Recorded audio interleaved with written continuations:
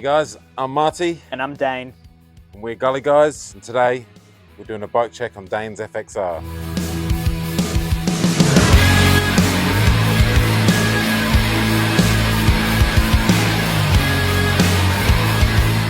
Tell us a little bit of the backstory on how you got this bike and where it came from. Yeah, so this is my 1992 FXR Lowrider Custom, or FXLR, and I was looking for a birthier bike, and I'd already decided that I was going to get an FXR.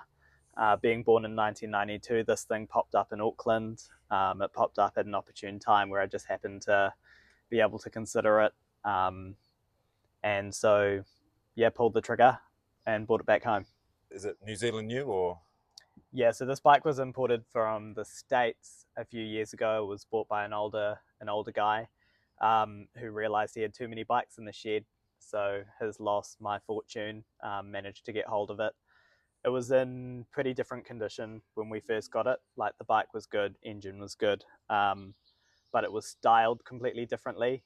And I managed to find a advertisement from the bike back in the United States, and it had completely different tins.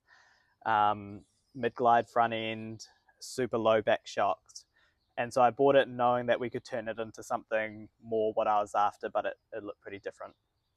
So when you got it, you rode it home, and did it feel a lot different riding it compared to how it does now? Yeah, like, I'm pretty new to riding overall, and before I had a Sportster, so jumping on this, I definitely felt like it had a little bit more power, but the rear shocks were like 11 inches, barely slammers.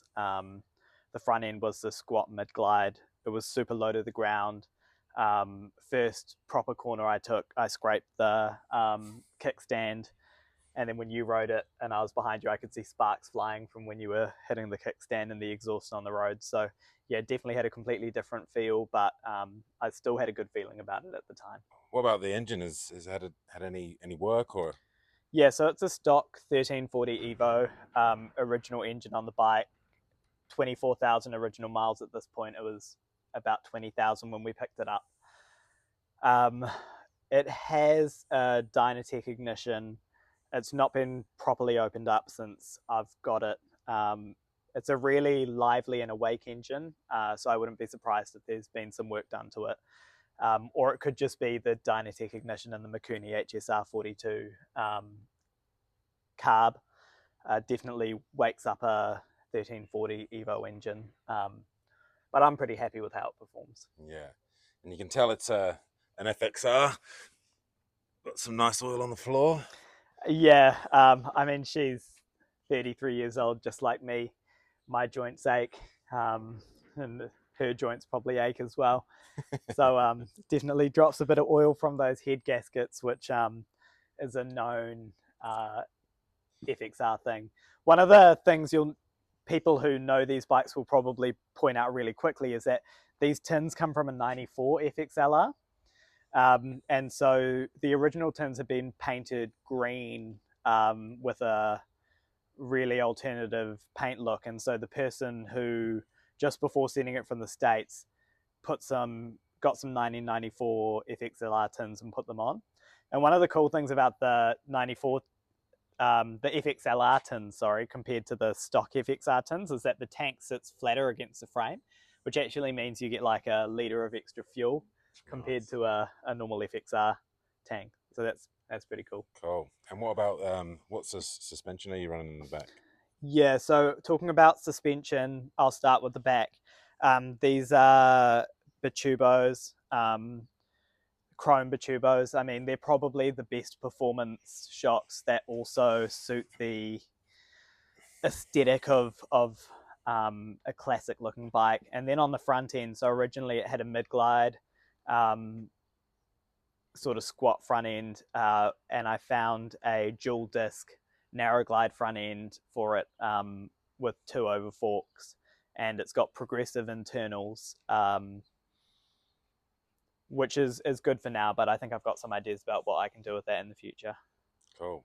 And you're running Biltwell risers? Yeah, so bars and risers set up. Biltwell risers, again, I really like the sort of bamboo shaped risers. I'm a pretty short guy, and so I couldn't do straight risers. I had to have something with a bit of pullback.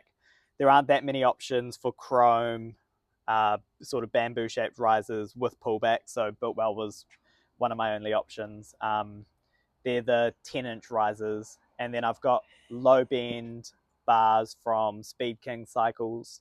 Shout out Speaking Cycles. Shout out Speaking Cycles. You can still use our discount code Gully Guys with them. And so, yeah, they hooked up the bars. So Builtwell risers, Speaking bars. Cool. And I see you got a twin disc on the front. Yep, dual disc front end. Stock sort of early Gen FXR calipers, which suck. And so upgrading to the dual disc front end has definitely made a great difference in stopping power. But I think to get true stopping power, that's another thing we're going to have to address in the future. And tell us about this sissy bar that you adjusted. Yeah, so coming to the sort of Saddleman San Diego custom seat with the gripper material, really locked in, comfy feel. It had a much shorter stock sissy bar, so this bike has been my opportunity to learn about working on bikes, which I'm still very early in. But Marty and I did a welding course, and I welded the sissy bar to. Shout out Dave Dobbin. Yeah, shout out Dave Dobbin. Welding the sissy bar to come up a little bit taller, and then found this little pillion seat, so it's a little bit more comfortable for my wife. Albeit she hasn't actually tried it out yet. But yeah, I think that's quite a cool little classic look for this bike as well. Yeah. And have you got any more like plans for the future of what you want to change? Or? Yeah, good question. So I'm just kind of swapping out parts now that I don't like as much. I had a bit of trouble with the shifter pedal, so I got a Thrashin shifter pedal. I'd really love to get the Thrashin adjustable linkage as well. I would like to change the passenger and the rider foot pegs.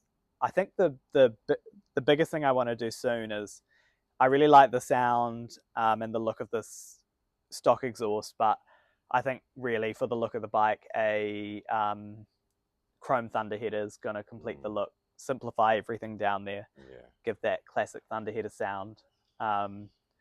In terms of the front end, I think I'd like to go for the gold cartridge emulators with a taller dampening rod just to sort of lift up that front end a little bit more.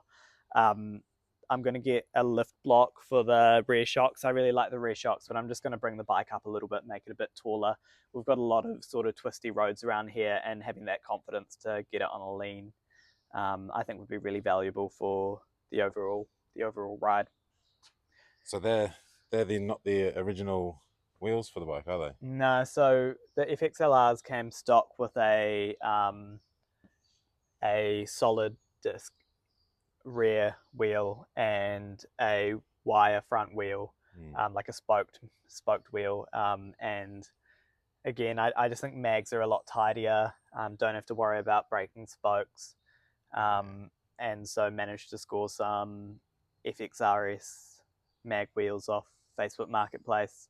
And yeah, that was another sort of big part of the journey. I think the thing that prompted it was going to the dual disc front end. I needed to have a wheel that could support two discs, and so found a mag for the front. He only wanted to sell it with a mag from the back, so win-win there.